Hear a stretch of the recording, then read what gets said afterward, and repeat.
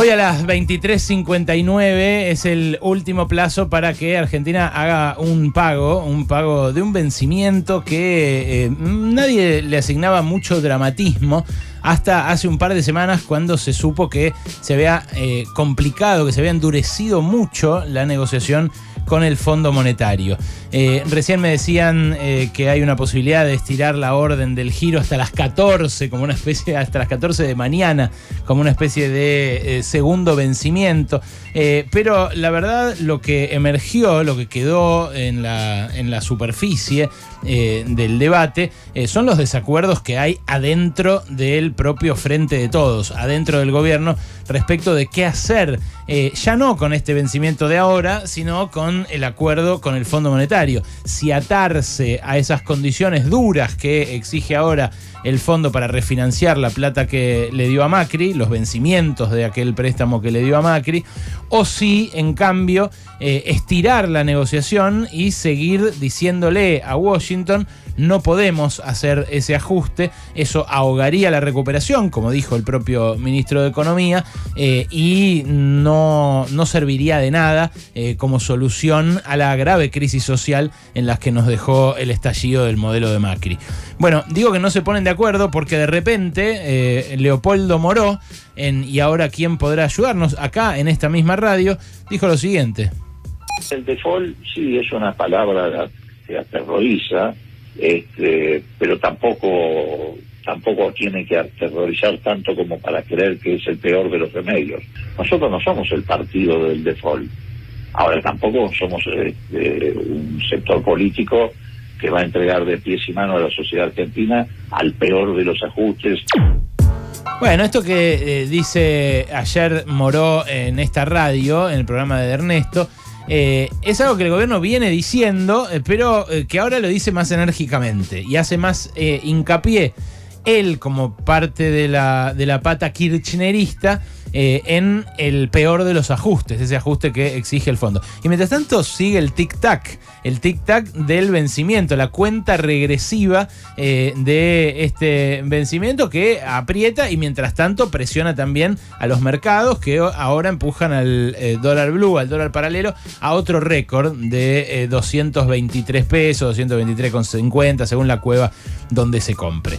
Claudio Lozano, hoy en Radio 10, el director del Banco Nación, o sea, funcionario también del gobierno, no kirchnerista, porque Claudio Lozano siempre fue un crítico del kirchnerismo, pero que claramente forma parte del ala izquierda, digamos, del Frente de Todos, esta mañana dijo esto.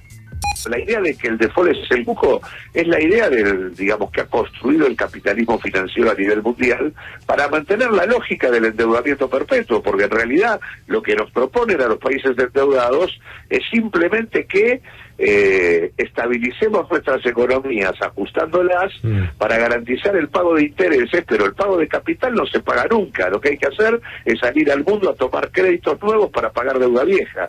Esa lógica del endeudamiento permanente, esa es la lógica que hay que cortar, porque es una lógica que no nos lleva a ningún buen lugar. Así que no hay que tenerle tanto miedo al default, porque eso es una construcción discursiva del financiero para impedir que los países puedan tomar actitudes soberanas en contextos como los que estamos transitando.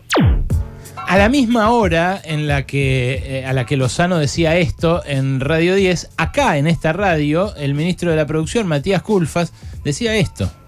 Estoy convencido de que es mucho mejor para Argentina hacer un acuerdo que realmente nos permita seguir creciendo, a, como escucho por ahí, no hacer ningún acuerdo, porque eso de por sí va a ser malo. Yo no digamos, esa hipótesis creo que no se valida con la realidad. Me parece que estamos en condiciones de llegar a un acuerdo, insisto, que nos permita sostener la reactivación. Se han creado 50.000 empleos industriales en los últimos 2 años, y yo creo que no, de ninguna manera me parece razonable poner en riesgo esa recuperación por una hipótesis, porque aparte, insisto, ¿no?, es hipótesis de que el acuerdo con el fondo sería mucho peor. A mí me parece de mínima un acto o de voluntarismo, o en algunos casos diría de irresponsabilidad. Se ve muy claro el desacuerdo, ¿no? Se ve nítidamente.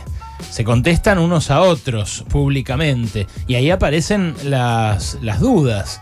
¿Qué fue esto de estas 2 semanas en las cuales el dólar paralelo subió como loco ante la posibilidad de que se endureciera también el gobierno después de que se endureció el Fondo Monetario.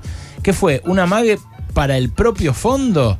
De decirle, miren que podemos no pagar y después mañana van a terminar pagando, aunque sea en este segundo último vencimiento de las 14 de mañana, o fue una forma de medirse entre las distintas fuerzas del Frente de Todos, porque otra es que hayan tirado esto como globo de ensayo para que subiera el dólar y que los que dicen que no hay que acordar con el fondo se asusten diciendo, bueno, si no firmar me empuja el dólar a 230, de 200 a 230, capaz hay que firmar.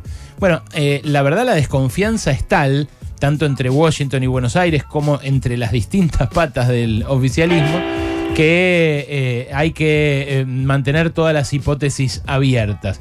Pero lo concreto es que el Fondo Monetario, si consigue someter a la Argentina a una refinanciación con ajuste y con metas trimestrales estrictas, lo que va a hacer es empezar a cogobernar la Argentina. Esto es algo que denunciaron hoy un montón de organizaciones que forman parte de la autoconvocatoria para que se estudie y se dictamine si la deuda con el fondo es legítima o no. Hoy marcharon grupos de izquierda, grupos piqueteros, organismos de derechos humanos, estaban ahorita Cortiñas, por ejemplo, y fueron hasta el Ministerio de Economía a pedir que mañana, que esta noche o mañana, sea cuando sea, no se haga ese pago.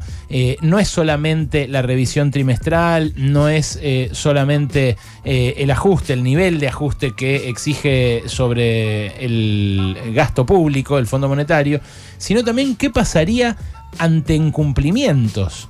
Porque si de repente el fondo, que va a monitorear cada mes para ver si te manda la del mes que viene, si vos estás haciendo lo que ellos recomendaron que hicieras, bueno, ¿qué va a pasar ante un eventual incumplimiento? Porque ahí la experiencia que marcan anteriores acuerdos es que el fondo endurece todavía más sus condiciones. O sea, dice, vos no llegaste a la recaudación, le dice a un gobierno, ustedes no llegaron a recaudar lo que habíamos hablado, entonces ahora tienen que subir tal impuesto, bajar tal subsidio, hacer tal recorte en tal gasto o lo que sea. Entonces, ¿cuáles van a ser esas medidas? Es algo imposible de definir en un acuerdo. A eso llamo yo cogobierno. No es que ahora se firma y uno ahora puede decir, no es tan duro este acuerdo, firmémoslo. Si después la realidad empuja una nueva crisis, bueno, ahí se endurecen en general. Y es lo que nos pasó en los años 90 de la mano del fondo. La discusión es recontraválida. Debió haber empezado antes, debió haberse hecho en las elecciones, debió haberse discutido esto en la campaña, que es lo importante, no discutido ahora entre cuatro paredes y entre distintas fracciones sin que la gente lo sepa, porque una discusión en el Congreso a posteriori de la firma de un acuerdo tampoco la hace más democrática. La hace más democrática si se discute de cara a la sociedad antes de firmar un acuerdo. Quizás después de que este tic-tac siga sonando, quizás mañana ya sea demasiado tarde.